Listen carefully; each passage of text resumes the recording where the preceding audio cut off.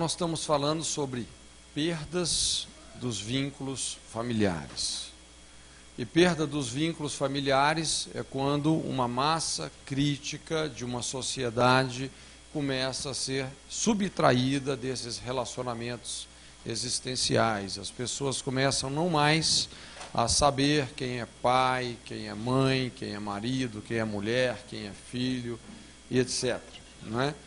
Então, é essa anarquia social que vem em função da desestabilização, da desfuncionalização da família. Então, na segunda-feira, nós explicamos um pouco sobre todo aquele processo, não é? Fizemos um apanhado de como tem funcionado a dinâmica familiar, principalmente a partir da revolução sexual, na década de 60. Então tem havido, realmente a família tem se configurado de uma outra maneira, e isso está tendo muitos desdobramentos. Então nós vamos estar confrontando várias dessas feridas sociais, que estão realmente na base dos problemas. A gente tem aprendido que não adianta só a gente confrontar os efeitos colaterais, os sintomas. Nós precisamos realmente de ir na base do problema, não é? Então, isso tem a ver com a disfuncionalização familiar. Então, demos uma introdução falando sobre os efeitos da cobertura dos pais na vida dos filhos. Então, querendo ou não, todos nós vamos receber ou deixar de receber 3 coisas que vêm pela nossa cobertura familiar e que são os principais elementos para a formação da nossa personalidade. Então nós falamos sobre a identidade, sobre a capacidade moral e emocional de estabelecer relacionamentos e falamos também sobre a herança, ok? Então esses conceitos ficaram bem claros, espero que sim. E agora nós vamos entrar então numa história familiar que está aí em Juízes, no capítulo 11, a história da família de um homem chamado Jefité. Eu quero ler os 4 primeiros versículos. A Bíblia fala assim: era então Jefité o gileadita, valente e valoroso, porém filho de uma prostituta, mas Gileade gerara a Jefité. Também a mulher de Gileade lhe deu filhos, e sendo os filhos desta mulher já grandes, repeliram a Jefité e lhe disseram: não herdarás em casa de nosso pai, porque és filho de outra mulher. Então Jefité fugiu de diante dos seus irmãos e habitou na terra de Tobi, e homens levianos se ajuntaram com Jefité e saíam com ele. E o verso 4 fala assim: e aconteceu que depois de alguns dias os filhos de Amon pelejaram contra Israel. Vamos ler aí também versículo 30 a 32. E esse é o voto que Jefité fez a Deus, ok? Nós vamos começar estudando a história dessa família, a história de Jefité a partir desse voto. Inclusive foi por esse voto que ele se tornou muito conhecido, né, um dos principais motivos. A Bíblia fala assim: Jefité fez um voto ao Senhor dizendo: se tu me entregares na mão os amonitas, qualquer que saindo da porta de minha casa me vier ao encontro, quando eu vitorioso voltar dos amonitas, esse será do Senhor. Eu o oferecerei em holocausto. Veja bem que essa palavra que ele usa aqui, a palavra holocausto, é uma palavra usada para sacrifício, no literal, significa totalmente queimado. Esse é o significado da palavra holocausto. Totalmente queimado, não sobra nada, não é? Assim Jefité foi ao encontro dos amonitas a combater contra eles, e a Bíblia fala assim: e o Senhor lhe deu a vitória, não é? Então nós vamos ver que o grande drama de Jefité é exatamente esse: o perigo de um líder que não foi sarado por Deus, não foi curado por Deus, e dessa forma ele acabou destruindo a sua posteridade, não é? Então a gente percebe aqui essa questão interessante.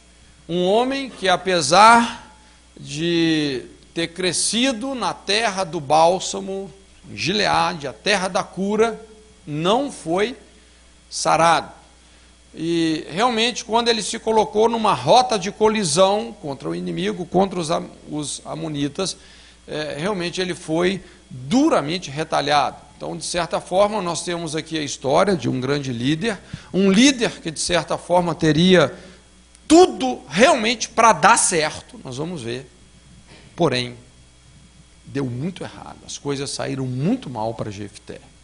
Ele destruiu sua filha única, a Bíblia fala 7 anos depois, ele morreu. É aquele drama do líder palito de fósforo. Não é? Você já viu a dinâmica de um palito de fósforo se acendendo, né?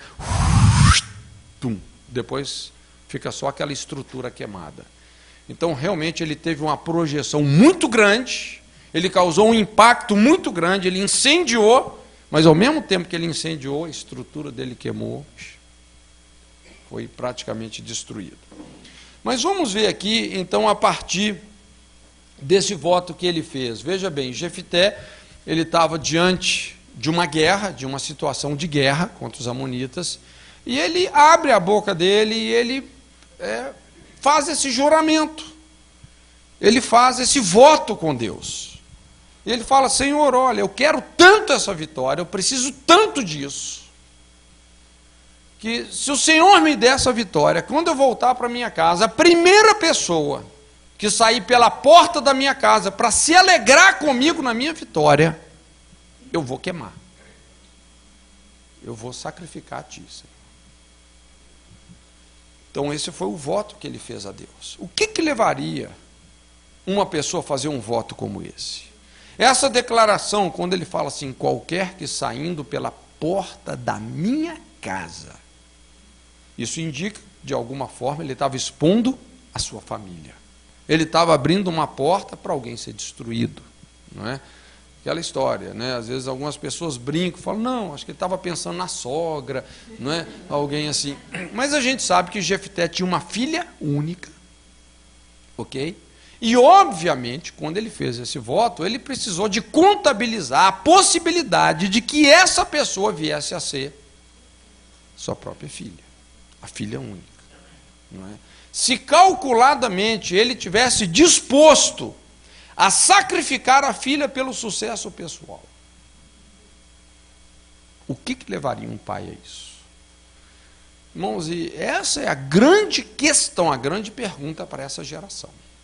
O que tem levado tantos pais, em nome da prosperidade profissional, da felicidade sexual, em nome de um padrão de vida um pouco melhor, queimar os filhos com abandono, divórcio, imoralidade, tantas coisas assim? Então nós vamos dar um mergulho na alma de Jefté, vamos entender realmente as entrelinhas aqui, o que está por detrás de um voto como esse, não é? Que parece assim realmente ser uma coisa descabida. E estudando então essa história, a história de Jefté, nós vamos abordar 3 pontos, 3 tópicos, para a gente organizar a nossa mensagem. O primeiro tópico é esse: nós vamos falar sobre uma personalidade descompensada, desequilibrada. Ele se tornou uma pessoa com um parafuso a menos, não é? E é nesse ponto aqui onde nós vamos mais trabalhar, ok? O segundo ponto que nós vamos ver é sobre o princípio de colisão e retaliação. Muito importante, numa situação de conflito espiritual, ok? Quando você se coloca numa rota de colisão com o inimigo, não é? Como ponta de lança de Deus. Então é muito importante a gente considerar, realmente compreender esses princípios, que são bíblicos. O princípio da colisão e da retaliação. E a terceira coisa que nós vamos estudar é isso. O que significou espiritualmente ele ter ido guerrear contra aqueles inimigos? Nós vamos fazer um discernimento da batalha espiritual que ele entrou. ok? E a maneira como, apesar dele ter vencido o inimigo, como que o inimigo infiltrou na sua vida, na sua realidade, trazendo realmente assim uma retaliação implacável, ok? Primeiro ponto, então, é esse, a personalidade descompensada. E aí a gente pode voltar nesse verso 1. Esse versículo eu considero como sendo a gênesis da vida de Jefté, não é? Aqui é o princípio de tudo, é quando a gente começa a entender a raiz, não só da pessoa dele, mas de toda a situação que ele se envolveu, não é? Então a Bíblia fala assim: era então Jefté, o gileadita, homem valoroso, algumas traduções falam assim, valente, não é? Porém, filho de uma prostituta. Gileade era o pai dele. Então, quando a gente olha para esse texto, a gente pode ter aqui algumas informações que são muito importantes. Nós estamos aqui numa escola de aconselhamento. Quando você lida com aconselhamento, vamos dizer, tem dois campos de mapeamento que são muito chave, que é o campo familiar e o campo territorial, não é? Praticamente todas as componentes relevantes da vida de qualquer pessoa vêm daí, não é? Família e território. Então a Bíblia está dizendo aqui quem era a sua família, quem era o seu pai, quem era a sua mãe. A Bíblia também está mostrando aqui as suas raízes territoriais. Ele era um gileadita, não é? E ao mesmo tempo é interessante porque esse texto parece que ele dá assim uma radiografia da alma de Jefté. Quando a Bíblia fala, não é, mostrando em primeira instância algumas coisas que eram muito positivas na sua vida, na sua realidade, só que a Bíblia fala assim, porém, e vem algo que desequilibrou tudo. Então é como se a gente pudesse comparar a sua alma com uma balança de dois pratos. No primeiro prato da balança, nós temos aqui várias coisas que pesam positivamente. Ele era um gileadita, morava na terra do bálsamo, era um lugar extremamente abençoado. Gileade era uma cidade muito famosa pela força, a saúde, a destreza, a perícia dos seus filhos, né? Os gileaditas eram famosos na arte de guerrear. Ele também era um homem corajoso, valente, um grande guerreiro. Ele era um homem que sabia superar os seus medos, um homem que realmente não fugia na batalha, não se intimidava. Também tinha um excelente potencial de liderança. Em qualquer situação, a liderança dele se destacava, ele sabia mobilizar as pessoas. Também servia a Deus com muita seriedade. A Bíblia declara aqui que ele era o quê? Valoroso. Um homem de valor. De certa forma, um homem de princípios. E quando a gente pensa em todas essas virtudes de Jefté, eu acredito que todos nós aqui, de certa forma, podemos nos encaixar nisso, não é verdade? Não é? Eu creio que todos nós temos estado numa igreja abençoada, onde os ribeiros de azeite estão correndo, não é? Onde a unção que despedaça o jugo está fluindo pela nossa alma. Temos o fôlego, temos a disposição para servir o Senhor. Há um grande potencial de liderança nas nossas vidas. Eu olho para um grupo como esse, eu fico imaginando quanto potencial de liderança não está represado aqui nesse lugar. Quantos projetos que vão impactar essa geração não vão sair daqui. Não é verdade? Somos também sinceros, valorosos, queremos agradar a Deus, senão você nem estaria aqui, ou não é verdade? Então, tudo isso tal como Jefté. Só que a Bíblia fala sobre o outro prato da balança, fala assim, porém, era filho de uma prostituta. E aqui que realmente descompensou tudo. Esse grande porém na sua vida foi onde todo esse potencial que ele tinha se desequilibrou. Irmãos, e a gente sabe, não é fácil, na prática, você dormir com um barulho como esse. E a gente, toda hora, a gente está ouvindo e atendendo situações assim. Jovens, adolescentes, principalmente, chego e falo, pastor, puxa vida, lá em casa realmente não é fácil, nossa situação familiar é complicada, porque cada um dos meus irmãos é filho de um pai diferente. Ah, pastor, lá em casa é uma luta, minha mãe ainda não converteu, então assim, cada semana, cada mês é um carinha diferente que ela leva para casa.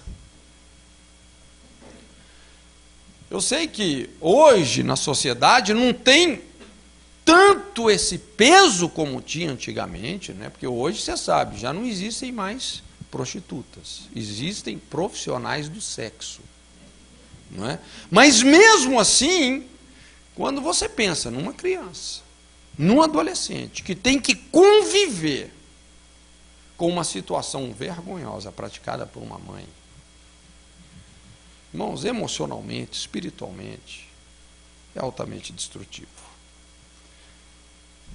Então isso passou a ser um referencial de identidade perante a sua família, consequentemente perante toda a sociedade.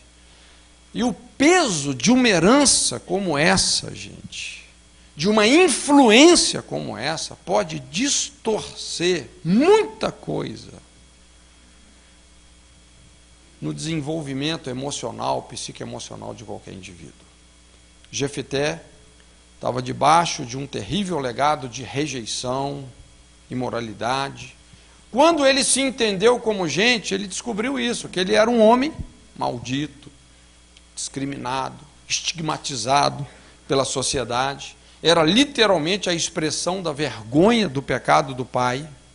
Era filho de um adultério. O pai havia adulterado com uma prostituta. Destruiu a felicidade do casamento. Ele esmagou a família dele com esse adultério. Foi um escândalo.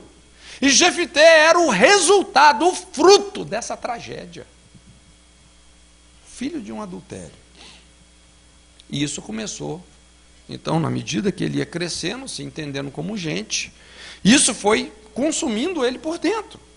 Golpes de rejeição vindo de todos os lados, atormentando a sua alma, como que vez após vez, Satanás o esfaqueasse com essa dolorosa realidade, para que nem por um momento ele se esquecesse que ele era inferior, impuro, inadequado, o filho ilegítimo. Isso o empurrava cada vez mais para baixo, dentro de si mesmo.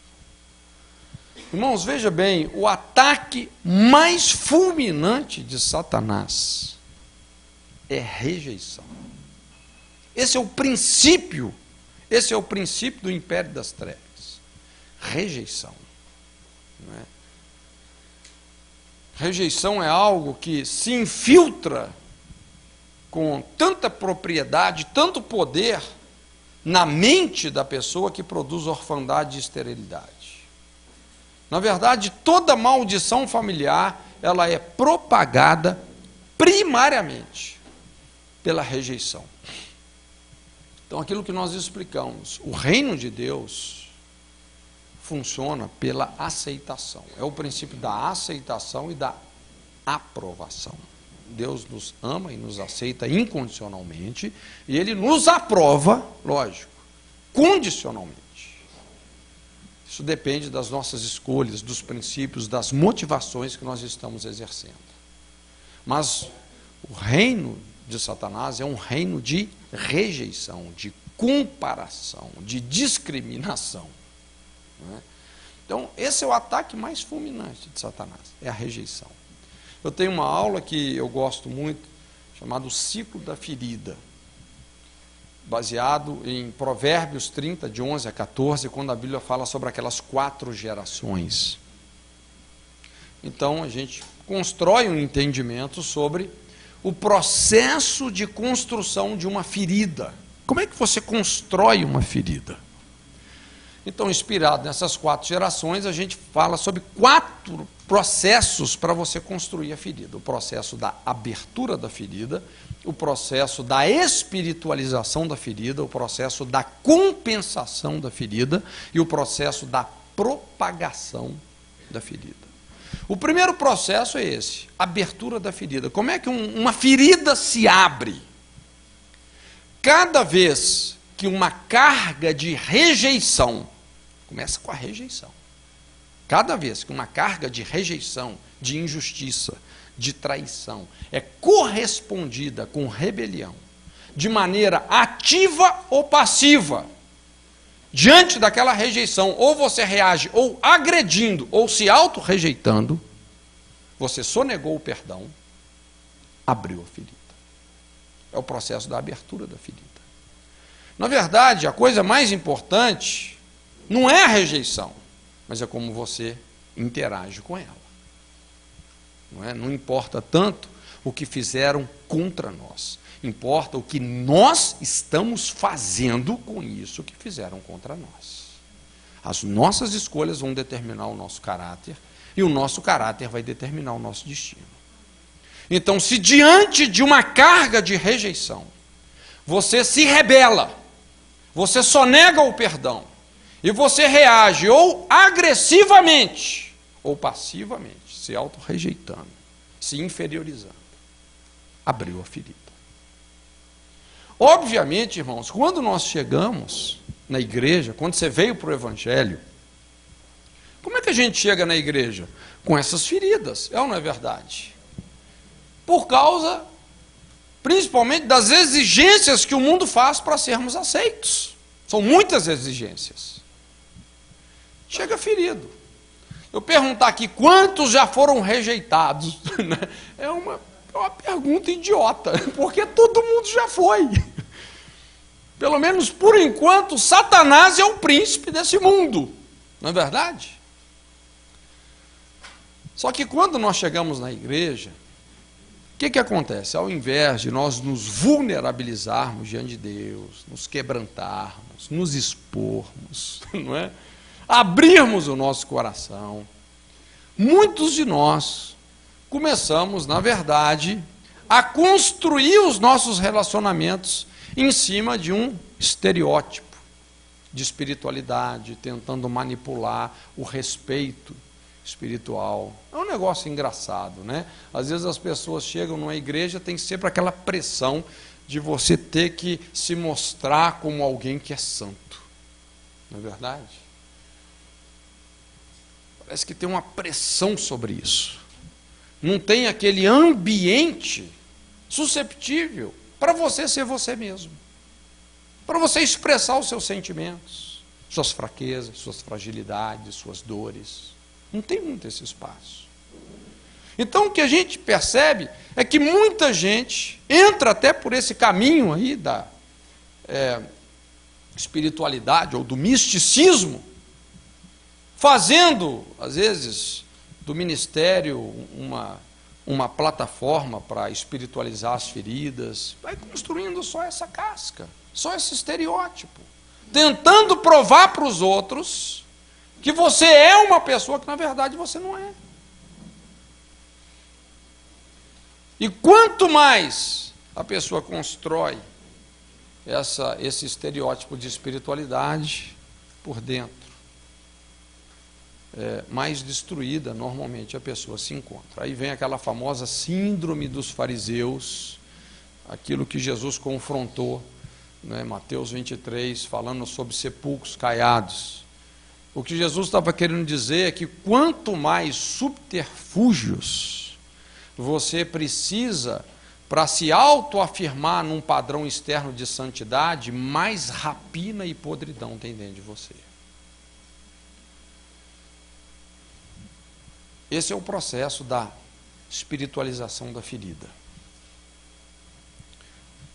E muitas vezes nesse processo de termos que nos mostrar espirituais, superativos, vem esse ativismo religioso, não é? Porque a gente quer comprar realmente a aceitação das pessoas, essa concupiscência de reconhecimento. Então nós começamos a conquistar títulos, posições. E daí, então, vem agora o terceiro processo, que é da compensação da ferida. A gente chega realmente numa posição onde você realmente tem uma saliência ministerial, não é? Você se sobressai, só que a liderança começa a fluir a partir dessas inseguranças e dessas feridas que nunca foram tratadas. E daí nasce, então, todo um perfil de liderança tirano, controlador, onde tentamos fazer com que as pessoas vivam em função de nós, não é verdade? É o processo da compensação da ferida. E por fim vem o processo da propagação da ferida. A próxima geração, gente, vai ser uma geração mutilada na fé, não é? Essa geração que foi totalmente controlada, cerceada, limitada por causa dos caprichos de um líder doente, de um líder que nunca foi resolvido. Mas veja bem que todo esse processo aí de construir uma ferida, qual que é o ponto de partida dele? Rejeição. Começou na rejeição. Não é? Então aqui fica fácil a gente entender como que uma situação não resolvida como essa pode pesar contra nós quando nós resolvemos ir para a linha de frente de uma questão.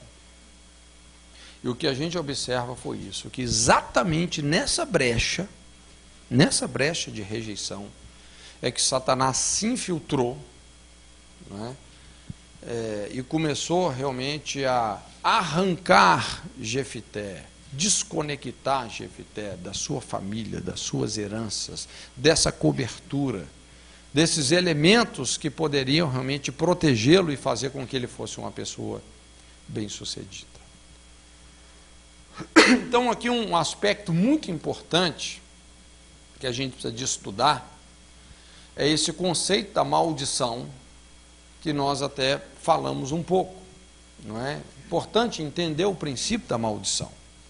Então nós falamos algumas coisas que são importantes. Falamos que a maldição é uma palavra bíblica, por mais que a gente não goste dela, mas é uma palavra bíblica, ok? E que precisamos de entender o que a Bíblia quer dizer com isso. Explicamos também que quase todas as vezes, em torno de 200 vezes que aparece a palavra maldição na Bíblia, ela está contextualizada com o povo da aliança, aparece associada com a realidade do povo de Deus, ok? Porque muitas vezes a gente só imagina assim, que a maldição está associada com o descrente, mas não. O conceito de maldição está implícito na aliança, está implícito em cada lei. Toda lei, todo princípio, toda aliança carrega uma maldição. Não é só você chegar e violar. Você violou a aliança, vai ter um castigo. Você violou uma lei, vai ter um castigo. Você violou um princípio, vai ter um castigo. Então, o que a gente observa, biblicamente falando, é que o conceito de maldição está associado na Bíblia com o crente, não com o descrente, por incrível que pareça. Explicamos que a essência da palavra maldição é o castigo. A palavra castigo significa purificar pelo sofrimento. Então, a maldição, ela realmente nos mostra, nos aponta para alguma desordem que está instalada na nossa vida, no nosso comportamento, no nosso relacionamento, na nossa linhagem, não é? Então, é sintomática, a maldição é sintomática. É um alerta, é um mecanismo de alerta, de aviso. Então, quando você vê uma situação de perseguição espiritual, uma situação de agonia, de aflição crônica, irmãos, nós temos que entender, saber fazer essa leitura e ver onde está a desordem e lidar com essa desordem. Então a gente desmistificou bem esse conceito, mostrando que a maldição nada mais é do que a consequência natural de você violar uma aliança, uma lei, um princípio. Assim como o mundo físico é regido por leis físicas, o mundo moral tem leis morais. O mundo espiritual tem leis espirituais. Não somos nós quem quebramos a lei. O máximo que a gente vai conseguir é ser quebrado. Não é? Então não é você que quebra a lei é que te quebra. A consequência vem. Ninguém escapa de colher o que semeou. A Bíblia é muito clara. De Deus não se zomba. Quem semeou na carne, da carne ceifará corrupção. Quem semeia no Espírito, do Espírito ceifará vida e paz. De Deus não se zomba. Não é? Então, dizer que não existe maldição é dizer que pecado não traz consequência. Irmãos, e olha, lidar com a culpa do pecado é fácil, é o que nós falamos. Agora, com as consequências, com esse campo de injustiça que você semeia para todo lado, irmãos, lidar com as consequências não são fáceis. E é o que nós vamos começar a entender quando a gente abordar algumas feridas sociais. Né? Nós vamos ver que alguns problemas, algumas iniquidades, têm um poder tão grande de propagação que realmente afeta gerações. A coisa vai longe. Não é? Então nós vamos entender isso. E também é muito importante compreendermos que o princípio da maldição se fundamenta onde? Na desconexão geracional. Que Malaquias fala. Quando os pais não se convertem aos filhos, os filhos não se convertem aos pais, eu, o Senhor, vou ferir a terra com maldição. É muito importante você entender isso. As perseguições espirituais, o castigo, a angústia, não é? A destruição vem sempre nessa brecha das gerações. O que é essa brecha das gerações?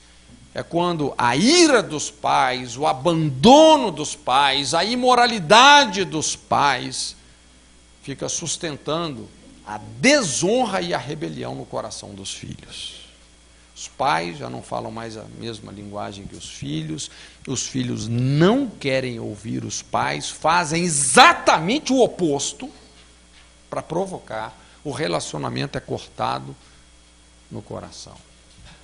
Há uma quebra na comunicação. E nessa brecha, onde a iniquidade dos pais é correspondida com desonra e rebelião dos filhos, entra a maldição. Os filhos vão repetir os erros dos pais. Entra o princípio da propagação da iniquidade. E isso pode realmente destruir uma sociedade inteira. Ok? Então, o princípio mais elevado para lidarmos com as maldições, gente, entenda o que eu estou te falando. A gente não lida com a maldição assim. Você não quebra uma maldição em nome de Jesus. Ah, eu quebro essa maldição em nome de Jesus. Não funciona assim. O princípio mais relevante para você lidar com as maldições é reconciliação. Reconciliação. Porque o princípio da maldição se fundamenta na desconexão. Foi quebrado. Então, para você restaurar o que foi quebrado, reconciliação. Quando nós andamos em unidade, irmãos, Deus ordena a bênção e a vida para sempre.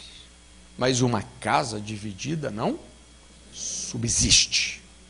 Não subsiste. A mensagem que liga o Antigo ao Novo Testamento, qual que é? Essa. Qual foi a última mensagem do Antigo Testamento? Esse versículo, Malaquias 4:6. Se os pais não se converterem aos filhos, os filhos não se converterem aos pais, eu, o Senhor, vou ferir a terra com maldição. Depois de Malaquias, vem um silêncio bíblico de 400 anos, não é isso? Qual foi o próximo profeta na Bíblia após Malaquias? João Batista. Qual foi a unção ministerial que estava sobre João? A Bíblia fala sobre o espírito de Elias, não é isso? Converter o coração dos pais aos filhos, dos filhos aos pais, dos rebeldes à prudência, para que se levantasse um povo bem disposto ao Senhor. Então, essa foi a mensagem de Elias, a mensagem de Malaquias, a mensagem de João Batista. Foram reconciliadores de gerações. Irmãos, eu quando penso assim no ministério de João, não é? Como é que João, na verdade, como a Bíblia diz, removeu os montes, preencheu os vales, distorceu o que estava torcido e aplainou o caminho do Messias, do avivamento em pessoa. Como é que João fez isso? Foi com essa mensagem. O que dá a entender é que no ministério de João era isso. Milhares de pais pródigos voltando para os filhos pródigos se convertendo aos pais, sendo batizados no Jordão, confessando os seus pecados. Era um mover de restauração na sociedade, de reconciliação geracional. Isso é que preparou o caminho para o avivamento que Jesus trouxe e que culminou em Pentecostes. Então, quem na verdade foi o grande apóstolo desse avivamento? Foi João.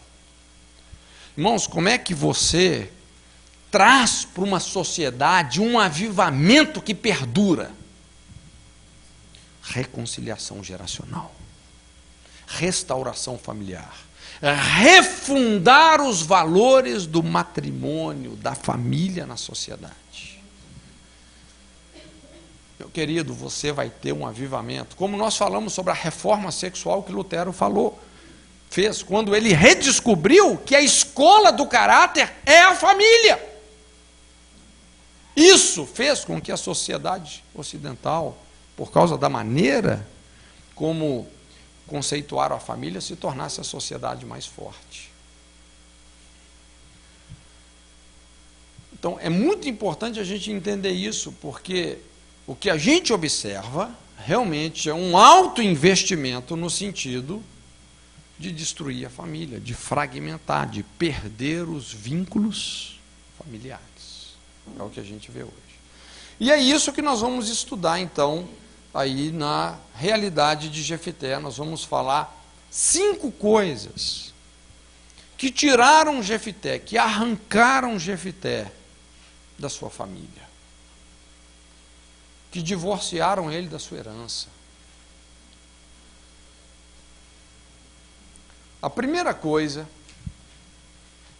foi a rejeição pelos irmãos. A gente seguiu o texto aí no verso 2, a Bíblia fala assim: quando os filhos desta eram já grandes, expulsaram a Jefité e lhe disseram: não herdarás na casa de nosso pai, porque és filho de outra mulher.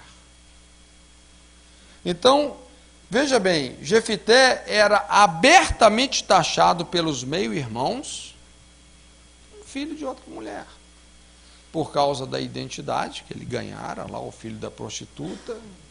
Imediatamente ele se viu sem herança, a sua identidade sendo traumatizada, os relacionamentos se tornaram ameaçadores, contrários, e sua herança acabou sendo saqueada. É aquilo que nós falamos na segunda-feira. Você lembra? Aquelas 3 coisas que nós recebemos da cobertura familiar. Qual que é a primeira? Identidade. Qual era a identidade que Jefité recebeu dos seus pais? Como é que ele era conhecido? É o filho da outra, o filho da prostituta. Quem deu essa identidade para ele? O pai dele, principalmente. E a mãe também, que era uma prostituta. Não é? Segunda coisa que a gente recebe, que nós falamos, os relacionamentos. Essa capacidade, não é, de construir casamentos, relacionamentos, onde nós e os outros vamos nos satisfazer na vontade de Deus. Como é que estavam os relacionamentos de Jefité, gente? Estavam arrebentados. Ele estava sendo linchado emocionalmente de todos os lados. Inclusive, se você chega no verso 7, a Bíblia menciona como os próprios anciãos de Gileade, os líderes da cidade dele, expeliram ele de dentro da própria casa. Mas o cara estava sendo renegado pela cidade. Então ele foi deserdado, foi expulso de casa, não direito a nada. Terceira coisa que nós recebemos, a herança. O que aconteceu com a herança de Jefté? Perdeu. Foi saqueada. Então veio esse veredito, esse ultimato: não herdarás conosco. Você está cortado do testamento.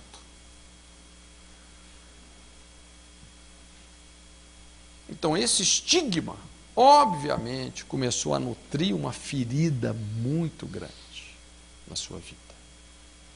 Então a primeira coisa que realmente tirou Jefté de casa foi essa rejeição aberta pelos irmãos, ou meio-irmãos. Ele realmente foi rechaçado. A segunda coisa aqui, olha como que é um processo traumático, doloroso, não é? Segunda coisa, o segundo elemento que tirou ele de casa, a indiferença do pai. Quem era o pai de Jefté?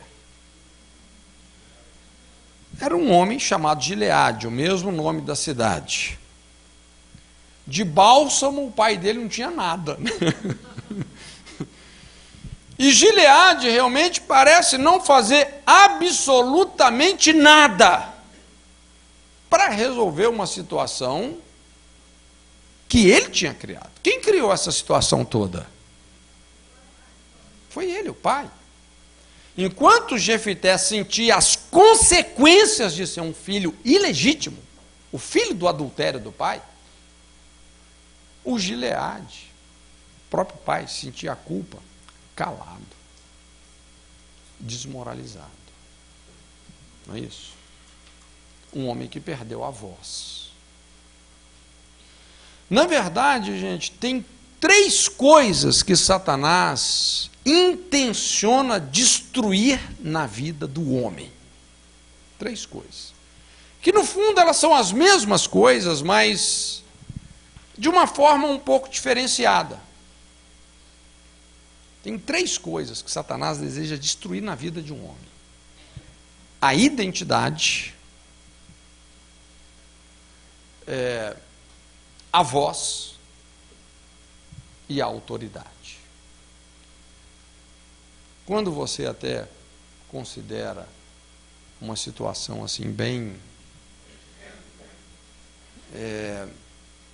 extremada, como a questão da homossexualidade, por exemplo, que hoje é tão comum, se você presta atenção na questão da homossexualidade masculina, você pode observar que é uma ferida profunda nessas três áreas.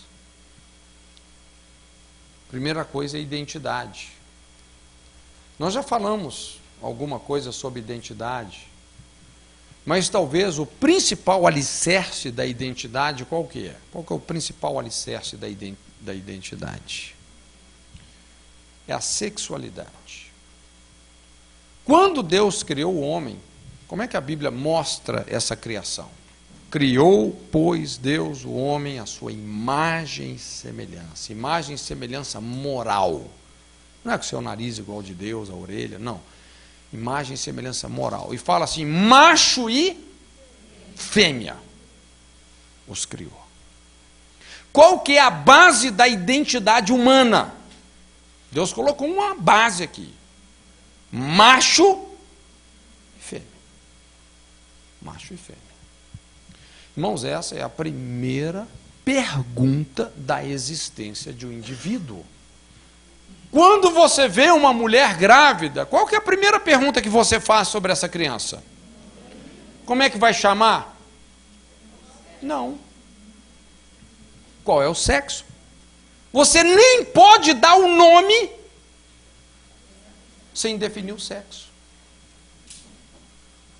Quando uma pessoa, ela está experimentando uma confusão, onde ela já não sabe mais a que sexo ela pertence,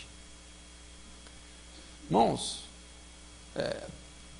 isso, vamos dizer, é o fundo do poço da crise existencial, da crise de identidade. E a gente sabe que muitas pessoas estão nessa guerra, não é verdade? Muita gente dentro da igreja está nessa guerra. Uma vez eu estava conversando com um irmãozinho, e ele assim, muito sério com Jesus, ele querendo seguir uma carreira missionária, mas num conflito terrível. Ele resumiu a situação dele para mim e falou: Cote, olha, é um nó dentro de mim, porque daqui para cima eu me sinto homem, mas daqui para baixo eu me sinto mulher. É uma coisa de dar compaixão. Na cabeça dele não sabia mais a que sexo ele pertencia. Identidade. A segunda coisa é a voz. Um outro aspecto na homossexualidade, às vezes é alterada. Não é? E a voz tem muito a ver com a credibilidade, com a confiabilidade, com a pessoa ser ouvida, a intensidade com a qual essa pessoa é ouvida ou não. Irmãos, a gente sabe que a palavra de muitos homens hoje não vale um papel de bala. O cara perdeu a voz. Se eu te pergunto aqui, quem tinha mais moral, mais voz em casa, o pai de Jefté ou os irmãos? Os irmãos. Esse cara não apitava mais nada. Perdeu a voz. E a autoridade. Não é? Autoridade. A pessoa não tem autoridade, não tem mais expressão, não tem mais influência. Então são coisas que realmente o inimigo quer destruir na vida de um homem. E é o que a gente observa. Não é? Como que realmente isso estava assolando a vida de Gileade. Fica muito claro aqui que Gileade foi esse homem que se abdicou da sua autoridade, que perdeu totalmente a autoridade. Quando os irmãos deserdaram Jefté, você vê, o pai não fez nada. Ele não tinha força moral para intervir, para falar coisa nenhuma. Quando por tantas vezes Jefté era agredido moralmente por seu filho da outra, o pai nunca fez nada. Quando os anciãos da cidade expulsaram Jefté de dentro da casa dele, o pai continuou o quê? Não fazendo nada. Então, talvez o maior problema de Jefté não era nem os irmãos que estavam rejeitando ele ativamente, mas o pai que o rejeitou passivamente, que não ofereceu a mínima proteção, a mínima segurança para esse filho. Vivenciava a dor de um filho abandonado, totalmente desprotegido pelo pai. Então, irmãos, olha só, aqui nós vamos aprofundar nosso entendimento, porque esse é o coração da ferida. Você precisa de entender o que a gente está colocando aqui. Porque se nós realmente queremos restaurar os fundamentos da nossa sociedade, esse é o ponto de partida. Nós temos que realmente enfrentar essa ferida social, que é a marginalização do pai e do marido. A marginalização. Você entende o que é marginalização? É quando uma pessoa sai do lugar perfeito de Deus para ela, sai da sua posição sacerdotal, se marginaliza num lugar de irresponsabilidade. É o que a gente vê acontecendo aqui. Então, para a gente entender sobre esse processo da marginalização do pai e do marido, é importante a gente considerar dois tipos de cosmovisões, ok? Uma cosmovisão religiosa e uma cosmovisão cultural. que tem afetado diretamente o perfil da família e, principalmente, a maneira como o pai e o marido estão se definindo na sociedade. Então, a primeira cosmovisão é essa cosmovisão religiosa, não é? Eu não preciso te dizer que o evangelho que realmente floresceu no Brasil foi o evangelho matriarcal, não é isso? A cultura das matriarcas. Você vê, aqui no Brasil não é nem madroeira, é padroeira. A cultura das padroeiras. Obviamente tem uma história, não é? De onde que o evangelho que chegou no Brasil veio? Veio da Península Ibérica, Portugal e Espanha, não é? A gente sabe como o evangelho se espalhou pela Europa toda. Mais ou menos pelo século VIII, houve um crescimento explosivo do islamismo, e essa região, ali, Península Ibérica, que havia sido cristianizada, agora foi subjugada pelos mouros, pelos muçulmanos. E o domínio islâmico na Península Ibérica foi do século VIII até o século XV, quando, inclusive, foi o descobrimento do Brasil. Foram quase 800 anos, onde uma região que havia sido cristianizada se tornou islâmica. Então, o que aconteceu nessa região? Um sincretismo, uma mistura do cristianismo com o islamismo. E o DNA do islamismo, gente, inclusive é um DNA parecido com o nosso. Um DNA marcado, traumatizado por orfandade. Onde é que começa a história dos povos islâmicos? Ismael. Quem foi o Ismael? O filho bastardo de Abraão com uma escrava egípcia. E a gente sabe como isso, essa disfunção familiar, como isso trouxe uma crise tão forte, que o Abraão teve que expulsar da sua casa a escrava e o filho. Em relação aos povos islâmicos, gente, Abraão foi o pai da orfandade. Não é à toa que não exista a palavra pai para Alá. Alá tem muitos atributos, mais de 100 atributos.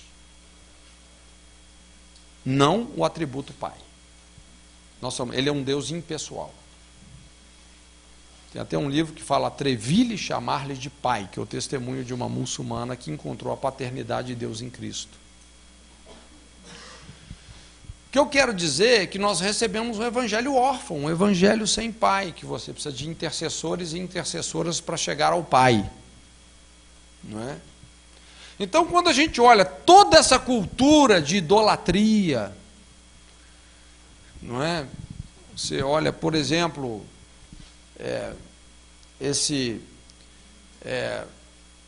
essa questão da mulher divinizada. Se você olha para uma das padroeiras do Brasil, você vê lá Conceição, que é exatamente essa imagem da mulher divinizada, com um Jesus pequeno, dependente no seu braço. E quem que não aparece nesse quadro? O pai. Não é? Então, por trás de toda essa estrutura de idolatria, qual que é o principado reinante? Orfandade. Orfandade.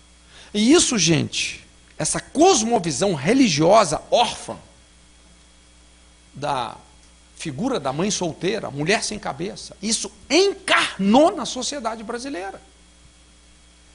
Irmãos, um grande percentual dos lares é isso. Essa figura. Você não vê o pai é marginalizado, a mulher sem cabeça, mãe solteira, essa é a realidade. Isso se uniu com uma outra cosmovisão, que é a cosmovisão machista, que é um aspecto terrível da cultura de muitos países, inclusive o nosso. O que é o machismo? É quando o homem tem a necessidade de se autoafirmar na sua masculinidade. Então o homem tem que provar para um outro homem que ele é homem, que ele é macho. E como é que funciona isso na prática? Como é que isso funciona na prática? Então tem 3 elementos aí que são altamente marginalizantes. O homem, para provar que é homem, primeira coisa, tem que ser mulherengo. Ele tem que sair com o máximo de mulheres possível. Quanto mais mulher ele ganha, mais macho ele é. Então, se ele não sai com muitas mulheres, ele pode se sentir diminuído na sua masculinidade. Ele também precisa de ser uma pessoa que se envolve com algum tipo de vício, álcool, porque isso também dá uma impressão de que ele é resistente, ele é forte. Não é? Aquelas propagandas de cigarro e bebida que você vê, né? O macho. Só que quando o cara entra realmente no vício, no alcoolismo, na verdade, ele vai para um lugar de irresponsabilidade. Qual que é o grande problema, principalmente do álcool? É que o álcool, ele nunca anda sozinho. Ele sempre vem acompanhado de alguma outra coisa. Ou imoralidade, vício, violência, acidente. O álcool nunca anda sozinho. Se é normalmente uma coisa que não tem no alcoolismo é a solidão. Nesse sentido. Sempre vai estar muito mal acompanhado. E vem também a violência. O homem, para se sentir homem, se torna agressivo, violento, não leva desaforo para casa. Se ele não for agressivo, ele se sente também diminuído na sua masculinidade. Agora, esses elementos, quando a pessoa se torna adúltera, viciada, violenta, isso começa a tirar esse homem da sua posição sacerdotal e levar ele para um lugar de marginalidade. É um marido marginal, o pai marginal. Então agora ele não está mais em casa. Está no boteco, ele está na roda dos traficantes, nos prostíbulos, na casa das amantes, na roda dos homossexuais e por aí afora. Um lugar de marginalização. Agora, gente, vamos entender a dinâmica disso. Quando o pai e o marido, quando ele se marginaliza, ele sai desse lugar de lealdade, de responsabilidade que Deus designou a ele, e ele se marginaliza. Qual que é o impacto disso na vida da mulher? O que uma mulher mais procura emocionalmente no homem? Segurança. Não é? A pior coisa que tem para uma mulher em relação a um homem é quando esse homem é um banana. É um cara irresponsável, um cara que realmente não se posiciona em nada. É uma tragédia. Então, segurança é uma coisa prioritária na mulher. Busca segurança no homem. Mas se o homem se marginaliza, quando ele se marginaliza, ele começa o quê? A inocular insegurança na mulher. E na maioria das vezes, lógico, a mulher não sabe administrar essa insegurança que ela sente, e ela vai reagir de uma maneira que fere ainda mais o homem, porque o que o homem emocionalmente mais busca na mulher? Respeito. Não é isso? O homem quer a admiração da mulher. No fundo é isso.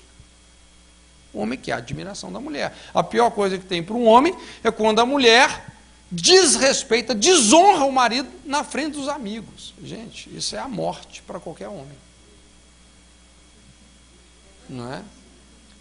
A Bíblia fala que é como podridão nos ossos. A mulher que envergonha o marido.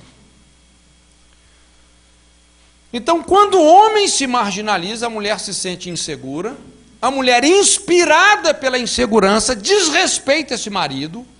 Quando ele é desrespeitado, ele se marginaliza ainda mais. Ela se sente insegura, desrespeita, ele marginaliza. Ela se sente insegura, desrespeita, ele marginaliza. É um processo cíclico, viciante. Qual que vai ser o resultado disso? Esse homem totalmente marginalizado, um zero à esquerda, moralmente falando, um cara que se marginalizou, não significa nada, não tem nenhuma expressão moral e sacerdotal, totalmente desconectado do propósito eterno de Deus para a vida dele. A mulher que acabou virando o sargento da casa, assumindo as responsabilidades que o homem não assumiu. E os filhos, os famosos bebês emocionais de 90 quilos. Os crescidos que não cresceram. Os adolescentes, presos numa série de traumas, não é? Como há pouco tempo atrás aí a gente viu a famosa síndrome do Michael Jackson, né? Michael Jackson, ele falou assim, ele falava abertamente: eu não quero crescer. Eu quero ser uma eterna criança. Eu quero viver na Neverland, na terra do nunca. Um cara que só tinha um corpo de adulto, mas uma criança. Preso nos traumas, nos abusos terríveis que ele sofreu por parte, principalmente do pai. Então a gente vê um câncer familiar nisso aí. E qual que é o eixo que desvirtuou tudo? O pai e o marido. Irmãos, quando o homem sai do lugar dele, essa foi a tragédia da queda do ser humano. Quando o homem sai da posição de proteger o jardim, de proteger o lar, não é proteger fisicamente, mas com a integridade, com a lealdade, com a integridade dele. Entende? Irmãos, o propósito de Deus para o homem, você não tem que ficar provando para ninguém que você é homem. O plano de Deus é que você seja um marido fiel, leal, responsável, padrão de fidelidade, exemplo para os seus filhos. Que você inspira eles com a referência que você é. Você sabe que o mais importante em relação ao homem na família não é nem tanto a presença do homem, mas é o referencial, é o que ele significa moralmente. Porque normalmente o homem não é um ser de presença, ele é o caçador. Ele que sai em busca do mantimento. Mas é o referencial, é o que ele significa no coração dos filhos. Então a gente tem aqui, através desse processo da marginalização do pai e do marido, essa é a verdadeira raiz da destruição da sociedade. E aqui que a gente até compreende melhor como é que funciona esse famoso esquema Jezabel. Hoje se ensina muito sobre isso, não é? Até nos meus livros eu tenho duas mensagens, uma do esquema Jezabel no Antigo Testamento, outra no Novo Testamento, né? Tem instrução de todo jeito. Mas a gente sabe, irmãos, que quando você lida com a questão desse esquema Jezabel, não é só um espírito, mas é um esquema para desfuncionalizar estruturas de liderança. É colocar a pessoa errada no lugar errado. Quando se pensa sobre o esquema Jezabel em relação à família, normalmente, quem que é o bode expiatório? Normalmente é a mulher. Se você vê ali uma mulher que ela é um pouco mais atirada, tem iniciativa, não é? Normalmente o pessoal já rotula. Aquela irmã é uma Jeza, não é? Manda no marido, tudo tem que ser do jeito dela. Gente, mas só existe uma Jezabel onde existe um Acabe, não é isso? A responsabilidade maior não é da mulher, é de quem? É do homem. Quem está em xeque não é a mulher, é o homem. E muitas vezes, essa rebelião da mulher, gente, É um grito de socorro para que esse homem tome vergonha na cara, se posicione. Ela está pedindo que ele seja firme com ela. É um grito de socorro. Então não tem como você lidar com essa disfuncionalização familiar sem realmente o homem voltar para o seu lugar. E sinceramente, irmãos, eu creio nisso, eu tenho visto isso. O Espírito Santo está tocando uma trombeta afinada, chamando, conclamando os homens dessa nação a um arrependimento, a voltar para os seus lugares. As mulheres também, mas vai ser a consequência natural. O movimento feminista é o efeito colateral do quê? Do moralismo sem Deus do homem. É ou não é verdade? Do machismo. É o pêndulo, aí vai para o outro extremo. Aí as mulheres começam a tomar o lugar dos homens. E hoje o que está acontecendo? As mulheres estão morrendo bem mais cedo. Estão experimentando enfermidades que normalmente não acontecia com as mulheres. Está tendo uma série de consequências, inclusive muitas mulheres hoje, elas estão repensando isso e voltando de novo para o lar.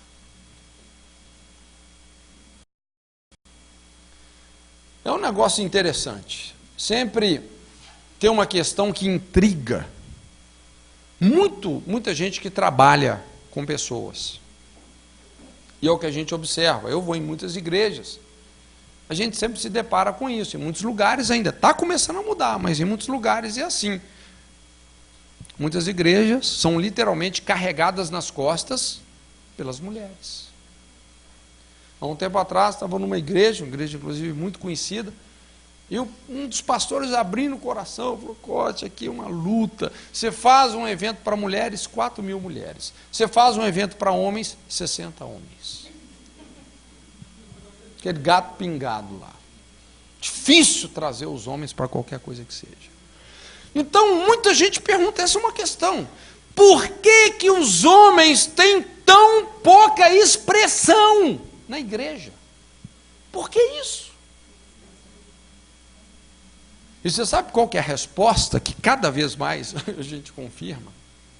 É que antes de perder a autoridade na igreja, esses homens perderam a autoridade em casa. Perderam em casa. Muitos deles têm uma vida ambígua. Isso já é uma consequência direta, muitas vezes, o que a gente fala sobre o poder latente de um adultério oculto. Essa ineficiência, essa implosão, esse vazio da autoridade espiritual. Eles já são marginalizados em casa. Na igreja nem se fala. Então a gente vai vendo todo esse desajuste. Irmãos, olha, sinceramente, se nós queremos ver um avivamento de fato, nós vamos ter que mexer nessa ferida. E hoje nós estamos indo para o extremo disso, aquilo que nós falamos. O homem está cada vez mais virando mulher, a mulher cada vez mais virando homem. Pouco tempo atrás, estava conversando com um pastor americano, um homem que trabalha com aconselhamento, ele falou isso, falou: Cote, olha, hoje, veja bem, um homem que trabalha só na área de aconselhamento nos Estados Unidos. Ele falou: hoje, um dos nossos maiores problemas na América é a feminilização do homem. Um dos nossos maiores problemas na América.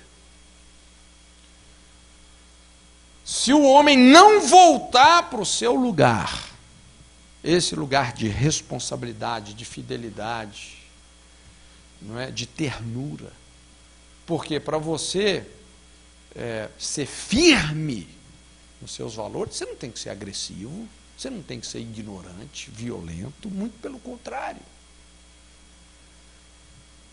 Quando o homem começa a voltar para esse lugar que é o lugar dele, de sacerdócio, cabeça do lar.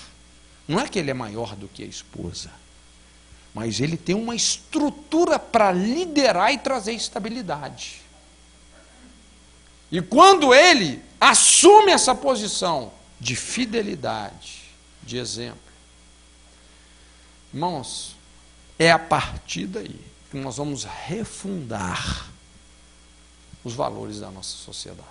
Aí nós vamos começar a ter um avivamento que realmente perdura e que muda a sociedade. É o que a gente observa aqui, a indiferença do pai. Isso tirou Jefté de casa. Seu pai é um zero à esquerda. Um homem sem nenhum significado moral. Um homem que perdeu a voz. Que não tinha nem moral para proteger esse filho que ele colocou no mundo. Terceira coisa que tirou Jefté de casa foi a vergonha da mãe. E esse é um outro problema social muito sério hoje. A própria desvalorização da mulher, gente. É impressionante como a mulher está entrando por esse caminho de se autodesvalorizar, não é? De se prostituir, se vender. E o princípio da prostituição é esse. É você negociar o que você precisa, o sustento que precisa, através da sedução. Se envolve sexo, isso envolve sentimentos. A mãe de Jefté era o quê? Uma prostituta, uma mulher totalmente discriminada, vil. Eu fico imaginando quantas vezes Jefté via sua mãe saindo com outros homens. Imagina, ela era uma das prostitutas da cidade. Então aquilo machucava. Uma vergonha crônica era constantemente sedimentada, era uma pancada, cada hora uma nova pancada em cima da mesma ferida. Vendo a mãe com um, com outro, com outro, com outro. Imagina pessoas que chegavam e falavam com ele, que tinha tido um caso com a mãe. E aqui, irmãos, que a gente começa a perceber de onde vem a inspiração de tanta violência na sociedade. Uma vez eu pude entender isso muito bem de perto. Estava ministrando no Rio de Janeiro, estávamos assim numa ministração coletiva, e esse irmãozinho começou a abrir o coração. Ele vinha de uma das favelas na época, lá de maior volume de tráfico no Rio de Janeiro, e ele contando abertamente a situação dele, falou: olha, irmãos, lá em casa era assim, era um cômodo assim, 4x4. Ali era a nossa casa, não tinha divisão não. Era cozinha, quarto, sala, tudo num ambiente só. Ele era pequenininho, 5, 6 anos de idade. O irmão mais velho sempre chegava tarde em casa. A mãe então colocava ele para dormir bem cedo, uma criança, mas ele já entendia muita coisa. A mãe achando que ele estava dormindo, ou talvez nem se importasse se ele tivesse acordado, então naquele cantinho lá, ficava debaixo da cama de onde o irmão dormia, quando chegava mais tarde. Ele falando que dali ele via homens, conhecidos e desconhecidos, que entravam na casa, se relacionavam com a mãe. Ele ficava assistindo aquilo, toda noite, o mesmo episódio. E esse negócio era uma dor que ele não conseguia digerir, era uma vergonha que ele não conseguia digerir. Ele se sentia humilhado, ultrajado com isso. E ele falando do sentimento de impotência, ele falou assim: para mim, minha mãe não tinha outra maneira de nos sustentar senão essa. Mas era um sentimento de impotência tão grande, era uma dor tão grande, que isso, na verdade, transformou ele precocemente numa das pessoas mais violentas daquele morro. Ele falou: olha, nem sei quantas pessoas eu posso ter matado. Ele falou: eu tinha uma raiva dentro de mim. Eu tinha um ódio dentro de mim. Era uma ferida acesa. Gente, esse é o poder de um abuso que vem da prostituição de uma mãe. Olha a destruição que essa mãe causou nesse filho, gente. Esse rapaz, inclusive, quando ele se converteu, foi porque ele foi baleado na troca de tiro ali no Borel e na Chácara do Céu. O cara foi atravessado por um balaço, não podia ser levado para o hospital, senão ou a polícia prendia ou o outro bando acabava com ele. Jocumerada recolheu, tratou, né? Ficou ali alguns meses se recuperando, se converteu radicalmente. Não foi fácil ele sair da gangue lá, do bando, não foi um negócio simples. Mas olha, se não fosse por essa intervenção de Deus, vergonha da mãe. Esse era mais um pesadelo de Jefité. Ele tinha que carregar nas costas e na face o pesar em relação à vulgaridade da mãe. Por onde ele ia, essa vergonha atormentava. A quarta coisa que tirou Jefté de casa, fala aí no verso 3, novamente, vem uma opressão por parte dos irmãos. Fala assim, então Jefté fugiu diante dos seus irmãos. Então aqui Jefté abertamente, ele corresponde à rejeição recebida com rebelião. Não suportando esse impacto da dor emocional, ele abandonou o lar numa atitude de represália, desgosto. Então, depois desse processo todo de ser renegado de todos os lados, ele decide ir embora. E a gente sabe, irmãos, como é que essas situações funcionam. A pessoa vai embora, ela sai da situação, mas a situação não sai dela. Cada uma daquelas pedradas com as quais ele foi atingido, como a pessoa vai recolhendo pedra por pedra e colocando na mochila, na bagagem. Não é verdade? Vai enchendo a mochila. Cada rejeição guarda. Não é? Então, quando ele foi embora, o que dá a entender é isso. Ele carregava dentro de si uma ferida aberta, que se mantinha viva pela possibilidade de uma vingança emocional. É como se ele pensasse assim, olha, eu estou indo embora desse lugar, rechaçado pela minha família, renegado pela minha cidade, mas um dia eu quero voltar aqui e provar para essas pessoas que eu sou o quê? Uma vingança emocional. Voltar por cima.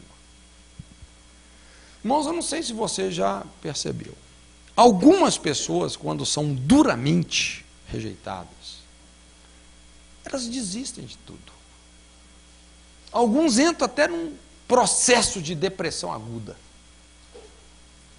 Mas outras pessoas, parece que elas fazem dessa ferida, tiram da ferida uma energia. E elas começam a superar os mais elevados obstáculos. E elas vão vencendo igual um trator e chega lá no topo. Mas o espírito corrompido, doentio, a pessoa está doente, profundamente doente. Ao mesmo tempo que a pessoa tem tudo, por dentro ela está arrasada, arrebentada. Um desses exemplos foi o próprio Michael Jackson.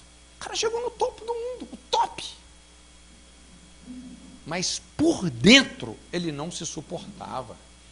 Ele tinha que viver à base de remédio, que matou ele. Não se suportava. Mas ele provou para o pai dele. Ele provou que ele podia ser alguém. E como provou? De tanto ouvir essas renegações, né? Provou. Então a sua alma estava esburacada pela rejeição. Isso se transformou na sua motivação existencial, fazendo dele um homem em perigo e um homem potencialmente perigoso. Vamos, presta atenção. Uma pessoa ferida, quando se coloca numa posição de liderança, não é brincadeira. Porque liderança é ponta de lança. É a zona de contato. Enquanto a pessoa não é líder, tudo bem, mas se a pessoa é ferida e ela está numa posição de liderança, essa pessoa não só se torna vulnerável, como também uma pessoa perigosa. Há um perigo. Muita gente pode ser destruída por causa dela. Se você estudar a vida de Saul, a liderança de Saul, você observa isso. E é muito interessante porque Saul, a Bíblia deixa claro, Deus falou com ele. Saul sofria de inferioridade. Deus falou: Saul, você sempre foi pequeno aos seus olhos. Você lembra quando Deus fala isso com ele? Você sempre foi pequeno aos seus olhos. Mas eu te levantei como rei em Israel. E Deus tentou curar ele dessa inferioridade, mas ele não submeteu ao processo de Deus. Como rei, o que ele queria? Popularidade. Sempre queria agradar o povo, popularidade. Ele tinha essa concupiscência de aceitação. Ele fez lá um monumento no Carmelo em sua honra, porque ele queria a popularidade. Ele queria o tapinha nas costas, né? O afago do povo. E tentando agradar tanto as pessoas, ele desagradou a Deus. Um homem ferido, instável. Quem estava perto dele foi junto, inclusive Jonatas. Jonatas era um homem de Deus tremendo, mas quem estava perto de Saul morreu com ele. É o que Jefté fez com a família.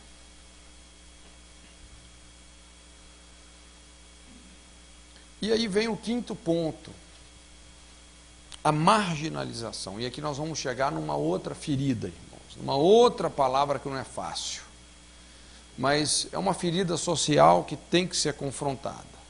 Marginalização. Agora é Jefté reproduzindo a situação do pai. Pai marginal, filho marginal. A maldição do filho bastardo. Habitou na terra de Tobi. Quem eram os companheiros de Jefté? Homens levianos. Algumas traduções falam filhos de Belial. Filhos de Belial. Juntaram-se a Jefté e saíam com ele. Então aqui nós temos a principal característica da maldição do filho bastardo, do filho ilegítimo, que é uma tendência crônica à marginalização, a não se encaixar no propósito de Deus como família e igreja. A pessoa não se encaixa. E a gente precisa de entender isso aqui bem, confrontar essa ferida. Eu sei que quando a gente fala sobre essa palavra, é uma palavra traumática, né? A palavra bastardo. E não é fácil, irmãos, me entenda bem, não é fácil a gente ministrar sobre isso. Porque eu sei, às vezes você está mexendo com as dores existenciais de muita gente. Mas essa é a nossa realidade. No Brasil, 1/3 dos brasileiros não tem o nome do pai na sua certidão de nascimento. É diante desse desafio que nós estamos. Então, machucado, desprotegido espiritualmente, Jefté se marginaliza, ele se segregou, aqui vem o segregamento, confirmando os seus sentimentos de rejeição. Ele acreditou na rejeição. Isso é o que a Bíblia está mostrando ser aqui a terra de Tobi. Terra de Tobi. Um ambiente de orfandade, onde nos sentimos renegados pela família, renegamos. É um lugar de muitos traumas, feridas. Tobi é a rua para onde muitos vão fugindo do lar, que se tornou uma ameaça, não é? A casa das amantes, a roda dos traficantes, é tudo aquilo que tira você do propósito de Deus para a sua vida como família e corpo de Cristo. Escola do caráter. Leva você para esse lugar de marginalização. Então aqui é muito importante a gente entender as consequências espirituais de você gerar um filho fora da aliança do casamento. Nós temos que ter esse entendimento. Como confrontar essa ferida? como resolver essas questões. Como lidar com essa tendência ao segregamento ou essa situação precoce de se marginalizar, repetindo a situação dos pais. Irmãos, e isso é um negócio assim, vamos dizer, tão sério. Nós vamos ver, nós vamos estudar isso na próxima aula, mas quando Moisés trata com essa ferida, lá em Deuteronômio 23, versículo 2, para você entender a dimensão, as consequências, não é, de você gerar um filho fora da aliança do casamento, ele fala assim: o bastardo não entrará na congregação do Senhor até a sua 10ª geração. 10ª. Nós vamos entender o que Moisés está dizendo e também o que ele não está dizendo com esse texto. Mas ele traça aqui, vamos dizer assim, uma amplitude até onde isso pode repercutir. Porque muitas vezes a gente pensa só na nossa geração, não é verdade? Mas veja bem, Moisés, dentro da inteligência social que ele tinha, do discernimento de Deus, ele fala que você gerar um filho fora da aliança do casamento, isso vai causar um impacto que vai ferir, que vai afetar até 10 gerações. É o que a gente, de certa forma, experimenta no Brasil. Não sei quantos se lembram, que eles são um pouco mais velhos, né, que veio esse alarme no Brasil, soou o alarme sobre os meninos de rua. Lá no iniciozinho da década de 70, o pessoal começou a falar, os meninos de rua, 40 anos atrás. Irmãos, hoje nós temos os tataranetos dos meninos de rua. Os filhos dos filhos dos filhos dos filhos, onde em alguns lugares do Brasil as meninas são mães aos 13, avós aos 26, bisavós aos 39 e por aí vai fora. É o que Moisés está dizendo. Isso coloca qualquer sociedade em colapso. É daí que vão partir os bolsões de miséria e violência. Quando você pensa numa menina que não conhece quem é o pai, que aos 13 anos ficou grávida, que ela não tem condição nenhuma de cuidar dessa criança, quem mais é essa criança? Vai ser um miserável, vai ser o violento, vai ser o marginal. Irmãos, tem como lidar com essa onda de violência dos grandes centros urbanos sem moralizar o casamento? Na prática, dentro de uma perspectiva sociológica, tem como. Até o governo, a ficha está começando a cair agora. Os caras estão começando a enxergar isso. Então nós temos que tratar com essa questão. E eu acredito que o governo tem uma responsabilidade sobre isso, mas realmente quem vai ter a voz profética e apostólica nessa questão é a igreja. Amém. Então nós temos que discernir essa ferida. Amém? Então na próxima aula nós vamos trabalhar com esse conceito. Vamos explicar uma série de coisas aqui que de repente vão te ajudar e vão também sarar a sua vida e a sua história. Curva a sua cabeça agora um pouco. Eu quero ter um momento de oração ainda com você.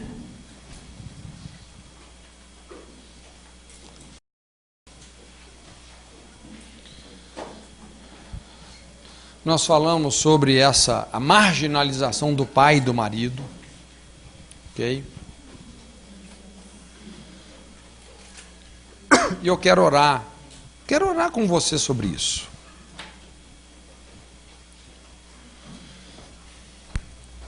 Existe, então, toda uma definição equivocada sobre o homem. Esse ensino formal e informal do machismo, que empurra o homem para um lugar de marginalidade. onde ele se torna mulherengo, alcoólatra, violento. Também essa cosmovisão religiosa que nos afasta do Pai, que nos vendeu a visão de um evangelho órfão, sem pai, um evangelho totalmente matriarcal. Isso é muito sutil. E muitos de nós acabamos assim obedecendo essas culturas, nos tornando pessoas duras, infiéis, insensíveis à dor das pessoas que nós mais deveríamos amar e proteger.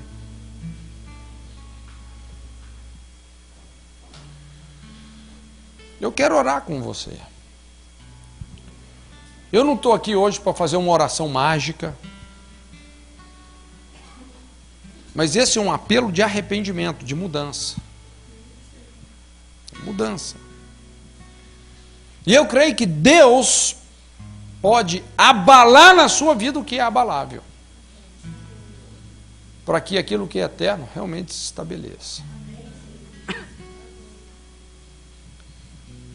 E esse é um apelo para os homens.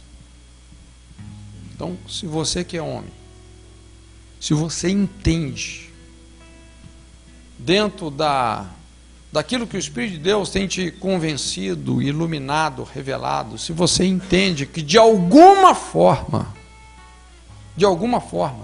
você tem saído desse lugar de sacerdócio, esse lugar de lealdade como pai e marido, se você tem se deslocado, se marginalizado de alguma forma, se de alguma maneira você precisa de voltar para esse lugar sobrenatural que Deus tem para você como pai e marido, se você precisa de voltar para esse lugar, se você precisa de um arrependimento, de uma mudança, eu quero orar com você, em nome de Jesus.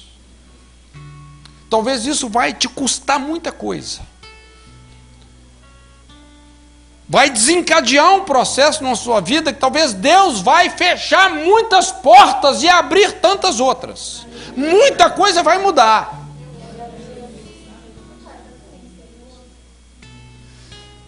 Então, se realmente você precisa de uma conversão, de uma mudança de endereço, sair da casa da amante, sair desse lugar de marginalidade, de superficialidade espiritual, de ambiguidade, é realmente se tornar o eixo, o cabeça do lar. Eu gostaria que você tivesse a liberdade de sair do seu lugar e vir aqui na frente. Eu quero orar com você, em nome de Jesus. Quero abençoar a sua vida, eu quero me identificar com você e orar com você.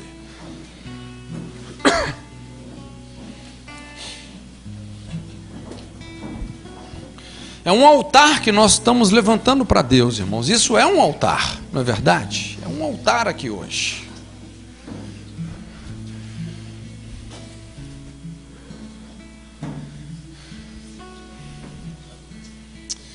Obrigado, Jesus. Obrigado, Senhor. Obrigado. Obrigado, Senhor. Rica estei maikei anduri agaisou yamai. Itu ikaisou sita maikei sita mai. Itu ikaisou yalamasta.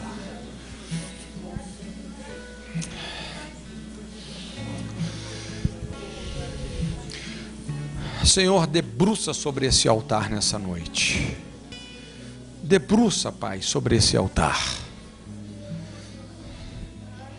Senhor, vem restaurar na vida desses homens a identidade. A identidade. O verdadeiro macho que o Senhor criou. Um homem fiel, leal, responsável, cuidadoso, amoroso, cheio de ternura, compaixão. Restaura, Senhor, a identidade do macho que o Senhor criou. Desfaz as deturpações de Satanás. Restaura também a voz, a moral que foi perdida. Que esses homens sejam ouvidos, que o Senhor coloque no peito deles uma voz, que eles serão ouvidos, Senhor. Credibilidade, confiabilidade. O Senhor libera também a autoridade que o Senhor tem, a autoridade que tem sido drenada. Restaura, em nome de Jesus. E eu oro, Senhor, por um novo tempo na vida desses homens, que eles sejam cheios da visão de Deus, como aquela geração profética, que Joel disse: nos últimos dias, diz Deus, derramarei do meu espírito sobre toda a carne. Senhor, que eles tenham visões, que eles tenham discernimento do chamado e da vocação em Deus, que eles tenham o toque da eternidade no seu espírito, que eles vivam como quem vive para a eternidade, em nome de Jesus. Senhor, eu oro, fecha as portas que tem que ser fechadas para essas pessoas, abala o que é abalável, abre as portas que estão de ser fechadas. Eu oro por um tempo de destrancamento de dons, destrancamento de ministérios, Senhor, rompimento de fronteiras, novas ideias, novas visões, uma unção apostólica, criativa, coisas que os olhos nunca viram, os ouvidos nunca ouviram, nem tampouco subiu ao coração humano. Libera sobre a vida desses homens, Senhor, em nome de Jesus. Traz a sua graça a eles, Senhor, em nome de Jesus. Senhor, e que eles possam voltar e se posicionar como guardadores do jardim que o Senhor tem confiado a eles, Pai. Que eles não negociem os seus valores, a sua fidelidade, a sua lealdade. E levanta-os à porta das suas cidades, como aqueles que tomam as decisões sábias, aqueles que filtram o que entra e o que não entra. Dá a eles o discernimento que eles precisam, Senhor. Que a sua boa mão, Senhor, possa guiá-los e abençoá-los. Como homens, Senhor, nós queremos pedir perdão por essa cultura do adultério, a cultura da violência, cultura do vício. Perdoa, Senhor, perdoa em nome de Jesus toda distorção, todo abuso que temos praticado como homens, toda imoralidade. Envia o seu fogo, purifica, Senhor. Envia o seu fogo, o zelo da sua santidade, que o seu fogo venha aos nossos corações, um batismo com o Espírito Santo e fogo, um batismo de santidade. Libera, Senhor, libera o seu propósito na vida de cada um desses homens, nas suas famílias, em nome de Jesus, em nome de Jesus. Obrigado, Senhor, obrigado, Pai. E toda a igreja disse amém, amém, graças a Deus, aleluia. Obrigado pela sua coragem, pelo conserto que você está fazendo diante de Deus. Não se espante de repente com as coisas que vão começar a acontecer na sua vida, não. Deus vai abalar o que tem que ser abalável, em nome de Jesus.